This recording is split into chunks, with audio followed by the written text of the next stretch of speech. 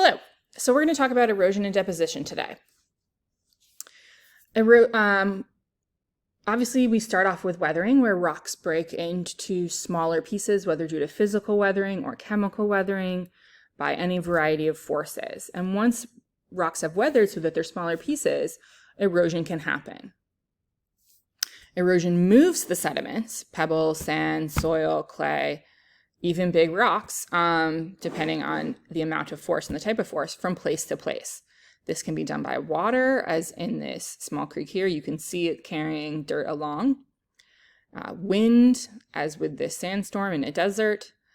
Glaciers, as you can see here, the glacier ice moves and carries these sediments here. And gravity. So you can see there's been a bit of a landslide in this place right here. Once the wind, water, or glacier slow down and there's no way for gravity to pull stuff down further, some sediments stop moving and are deposited.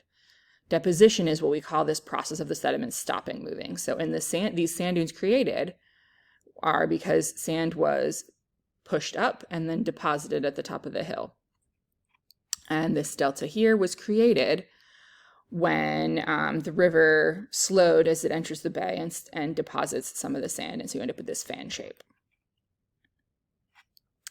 Now, water is a powerful force on Earth's surface. Over time, slowly, and at times quickly, it shapes the land. Water can cause weathering of rocks as it runs over them, through abrasion or rubbing, breaking off bits and pieces as it flows, making them hit each other and break pieces off, making them hit the sides or the bottom of whatever body of water, and pieces break off then too.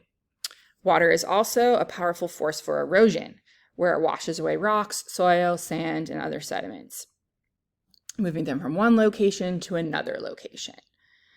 Once water stops moving sediments along, deposition happens. As I already said, deposition is when sediments get deposited or set down somewhere, usually at the bottom of bodies of waters if we're talking about water erosion.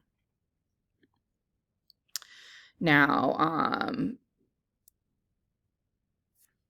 water erosion and deposition can create a variety of landforms, such as carving rivers into land or even eventually into canyons, which is a very slow process because originally this land was up here, and over time the river has carved down into the land. It can take millions of years. The Grand Canyon, for example, is 6 million years old, so it's taken 6 million years for it to be as deep as it is. And obviously you can end up with a very big effect over time. Small amount of time, small effect, big amount of time, big effect.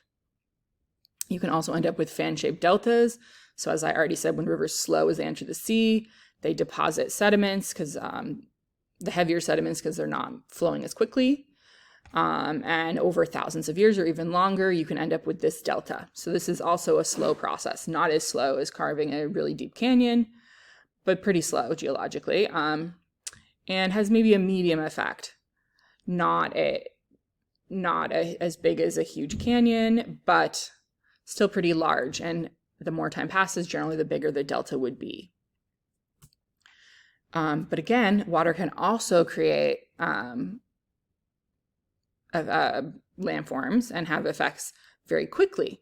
So for example, if there's a flood, you can have a rapid chain movement of water that changes the land very quickly, causing landslides or mudslides, as you can see in this picture here, where basically the road has just collapsed due to the amount of water.